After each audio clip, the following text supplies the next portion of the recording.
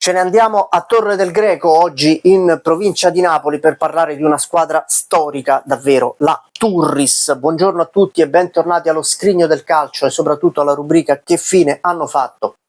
Ogni settimana parliamo di una squadra che un tempo è stata più o meno famosa anche solo a livello di Serie C e che oggi è invece un po' dimenticata. Perché andiamo a Torre del Greco? Perché a Torre del Greco c'è, come vi dicevo, una squadra storica che si chiama Turris, la squadra di questa città di 78.000 abitanti, fondata nel 1944, colore forse un unicum in Italia, il rosso corallo, una tonalità di rosso molto particolare, molto accesa anche, molto bella da vedere soprattutto in campo, in contrasto anche con le maglie degli avversari.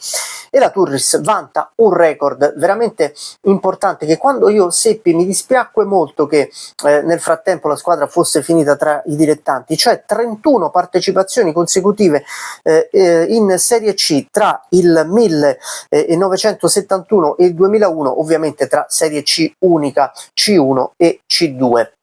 E guardate che non è una cosa semplice, noi lo vediamo ad esempio con l'Udinese, che partecipa al 31esimo campionato consecutivo in Serie A, ed è veramente tanto. Ovviamente non parliamo dell'Inter, del Milan, della Juventus, della Roma, parliamo dell'Udinese, e lo stesso per la Turris. Comunque non è stato semplice per 31 anni consecutivi far parte della Serie C. Addirittura terza nel 72-73 con allenatore Giacomo Losi, bandiera storica del capitano della Roma.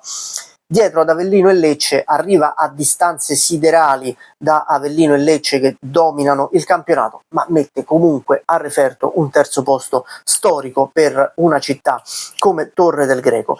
In epoca più moderna arriva la retrocessione in Serie D nel 2001, appunto dopo 31 partecipazioni consecutive alla Serie C.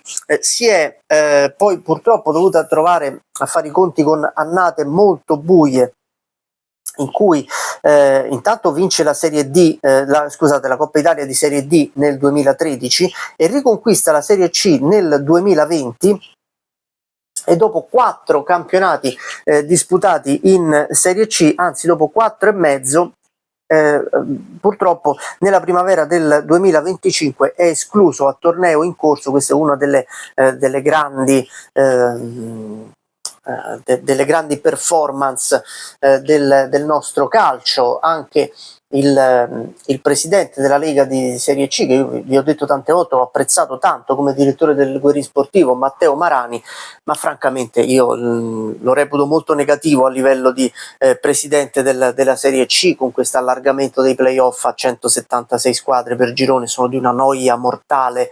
Io non capisco dove sia, continuo a non capire la bulimia che cosa porti di positivo, cioè vedere la decima del girone, fare di questi preliminari dei playoff. Io veramente non capisco dove sia l'interesse, e continuano a fallire delle squadre a stagione in corso, come la Turris nel 2025, che è dovuta purtroppo scomparire dal panorama calcistico italiano fino a quest'estate, proprio all'estate del 2026, quando, acquisendo il titolo sportivo del Nola, altra cosa che non è che mi faccia proprio impazzire, con tutto il rispetto, ha avuto il diritto a partecipare alla prossima Serie D, e quindi la Turris farà parte degli organici di Serie D della stagione 2026-2027. Abbiamo perso purtroppo una squadra storica come il Nola, che a suo tempo fece la Serie C e che io vi ho raccontato in un video